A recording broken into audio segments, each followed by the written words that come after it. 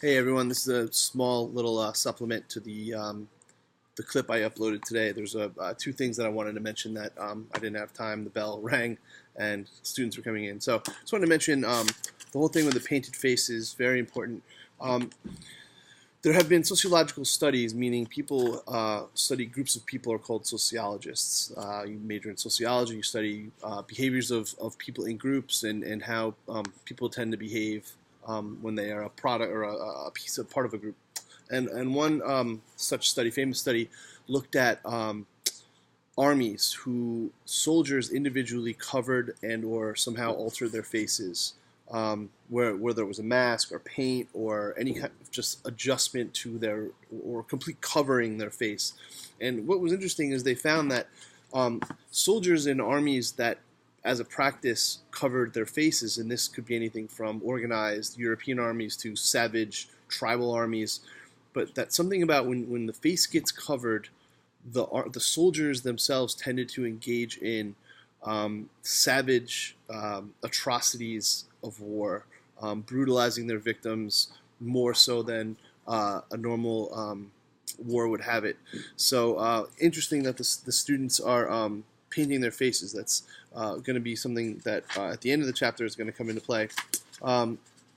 When the hunters bring the pig up to the fire that's now dormant, and they prepare the pig, they make a new fire. Piggy is left out. He's bullied. He's hit in the face. He's pushed. They break his glasses. And that's the hunters doing this, and they're laughing at him. So this is on page 71. Jack stood up as he said this. The bloody knife is in his hand. The two boys faced each other. There was the brilliant world of hunting, tactics, fierce exhilaration, skill, and there was the world of longing and baffled common sense. Jack transferred the knife to his left hand and smudged blood over his forehead as he pushed down his plastered hair. Piggy began again. You didn't ought to have left that fire out. You said you'd keep the smoke going. This from Piggy, and the wails of agreement from some of the hunters drove Jack to violence. The bolting look came into his eyes. He took a step, and able at last hit someone, struck his fist into Piggy's stomach. Piggy sat down with a grunt. Jack stood over him. His voice was vicious with humiliation. You would you, fatty? So, the savagery that has come over Jack is that related to that whole idea of them entering and exiting the woods, and we know the woods are associated with savagery and viciousness. So Jack is now becoming a product of this. He's given up the civilized goal of starting the fire, and remember what fire is a symbol of enlightenment and of knowledge, and instead has picked the path of darkness in the woods and savagery with the knife, and he's demonstrated that by brutally killing this pig and now punching Piggy in the stomach, and then again refuses to give him any food, even though he's given Ralph food, and Ralph didn't do anything. But the person, of course, that comes to Piggy's aid here is Simon. We know that Simon's kind of a bit of a he's got that he's tuned into nature. At the beginning of the chapter, he's gliding through the water like a seal, I think is the simile they use.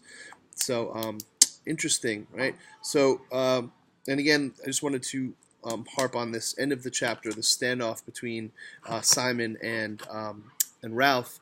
I'm sorry, Jack and Ralph. Jack seems to have won the admiration of the boys by defeating the pig and feeding the tribe of savage children. And the end on page 75. With the conch, I'm calling a meeting, even if I have to go on into the dark, down into the platform when I blow it now. He turned and walked off down the mountain. So now Ralph is now symbolically entering that darkness, and we'll start to see how this confrontation, this conflict between these two oppositional groups, Ralph and the conch shell, and now Jack and the painted face, and will poor Piggy survive, or will they make bacon out of that little boy?